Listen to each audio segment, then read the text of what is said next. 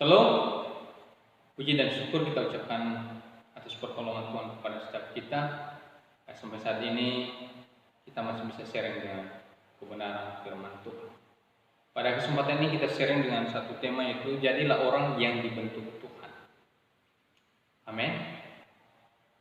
Bapak Ibu yang dikasihi Tuhan, kita harus percaya bahwa hanya Tuhanlah yang bisa membentuk setiap kita menjadi alat yang berkenan kepadanya.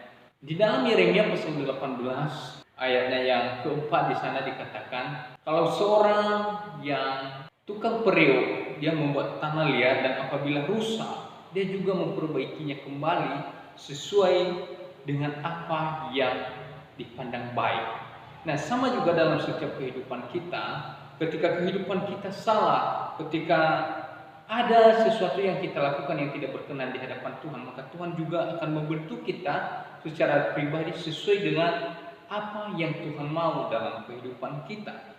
Nah, pada kebenaran firman Tuhan pada kesempatan ini ada satu kebenaran firman Tuhan yang mengingatkan kita bahwa bagaimana Tuhan membentuk Petrus dari seorang penjala ikan menjadi penjala manusia. Di dalam kebenaran firman Tuhan di dalam Matius pasalnya yang keempat ayatnya yang ke-19 begini kebenaran firman Tuhan. Kata Yesus kepada mereka, mari ikutlah aku dan kamu akan kujadikan penjala manusia. Nah, tentu Bapak Ibu yang dikasihi Tuhan, kebenaran firman Tuhan ini mengingatkan kita bagaimana Tuhan bisa membentuk Petrus menjadi seorang penjala manusia. Tentu sangat mustahil sekali bagaimana bisa membentuk itu, karena kebiasaan Petrus adalah seorang nelayan dan dia penjala ikan, bukan penjala manusia. Tetapi ketika Tuhan mau membentuk dan Petrus juga mau dibentuk oleh Tuhan, tidak ada yang mustahil. Bahkan pada kesempatan ini juga ketika kita mau menyerahkan hidup kita kepada Tuhan, tidak ada yang mustahil, Tuhan bisa membentuk kita. Oleh sebab itu pada kesempatan ini ada beberapa poin yang kita seringkan pada kebenaran firman Tuhan. Dalam proses pembentukan ada 4 proses atau 4 cara pembentukan setiap kita. Yang pertama, pembentukan di dalam keluarga. Nah, pembentukan di dalam keluarga kita bisa belajar dari seorang tokoh Musa, dari seorang tokoh Timotius. Di dalam Ibrani pasal 11 ayat ke-23 berkata kebenaran firman Tuhan. Dan setelah Musa lahir, dia disembunyikan oleh orang tuanya karena melihat parasnya Musa elok. Dan kedua orang tuanya mereka tidak takut pada perintah raja. Nah, kita tahu Bapak Ibu yang dikasihi Tuhan bagaimana Musa membawa bangsa Israel keluar dari Mesir, sehingga bangsa Israel bisa sampai ke tanah perjanjian. Nah, di sana diberitahukan kepada kita bahwa Musa hanya dididik oleh orang tuanya selama 3 bulan saja, dan dia bisa menjadi pemimpin yang luar biasa di bangsa Israel. Nah, begitu juga kehidupan kita. Ketika kita dibina di dalam keluarga yang takut akan Tuhan, maka masa depan kita juga menjadi orang yang berguna kepada Tuhan, bukan hanya berguna bagi nusa dan bangsa ini dan di dalam setiap pekerjaan kita, tetapi kita juga menjadi orang yang berguna kepada Tuhan. Nah, Bapak Ibu yang dikasihi Tuhan, di dalam 1 Timotius pasal 1 ayatnya yang kelima begini kebenaran firman Tuhan yang disampaikan Rasul Paulus kepada Timotius, sebab aku mengingat akan imanmu yang tulus, pertama-tama dari nenekmu Lois dan juga ibumu Eunike, dan aku yakin dan percaya ada juga di dalam dirimu. Itu Rasul Paulus mengungkapkan bahwa di dalam diri Timotius ada satu didikan yang dari orang tuanya, yang pertama dari neneknya Lois dan kemudian dari ibunya Eunike. Nah, begitu juga di dalam setiap kehidupan kita sangat berpengaruh didikan orang tua untuk keluarga, untuk anak-anak. Bapak Ibu yang dikasihi Tuhan, pada kesempatan ini Tuhan mengingatkan kita, mari mendidik setiap anak-anak yang sudah Tuhan titipkan dalam setiap keluarga kita.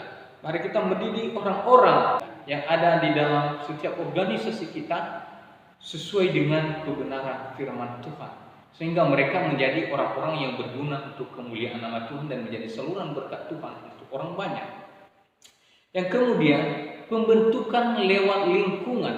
Ada satu kebenaran firman Tuhan yang mengingatkan kita di dalam 1 Korintus pasalnya yang ke-15 ayat yang ke-33. Di sana dikatakan, jangan kamu sesat.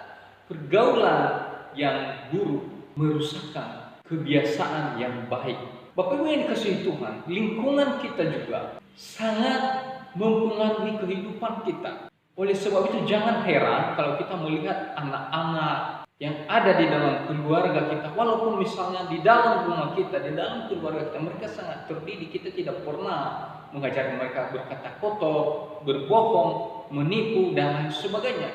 Tetapi tiba-tiba anak kita bisa berbohong, tiba-tiba anak kita mengucapkan kata-kata yang kotor. Kenapa bisa demikian? Perhatikan lingkungannya, lingkungan sekolahnya, lingkungan di mana dia bergaul, dan bagaimana juga cerita-cerita yang dia temui atau buku-buku bacaan yang dibaca oleh anak tersebut, sehingga sangat mempengaruhi kehidupan si anak.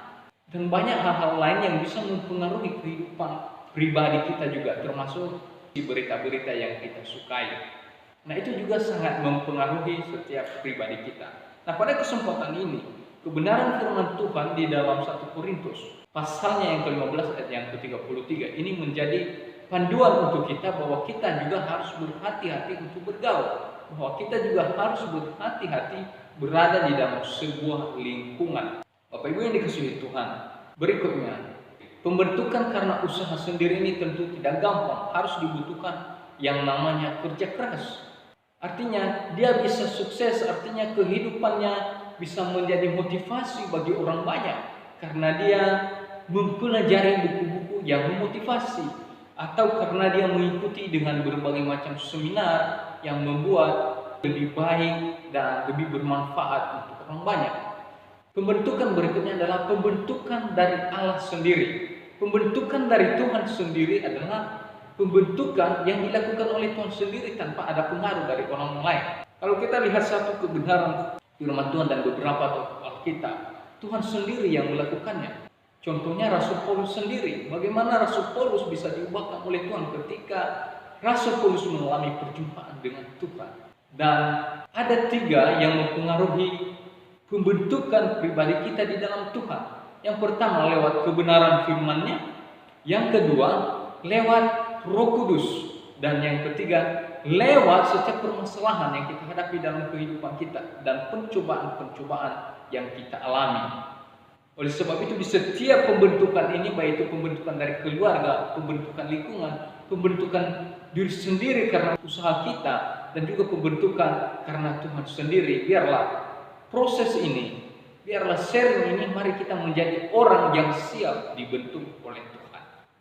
Seperti Petrus dari penjala ikan menjadi penjala manusia. Tuhan Yesus memberkati kita semua. Haleluya. Amin.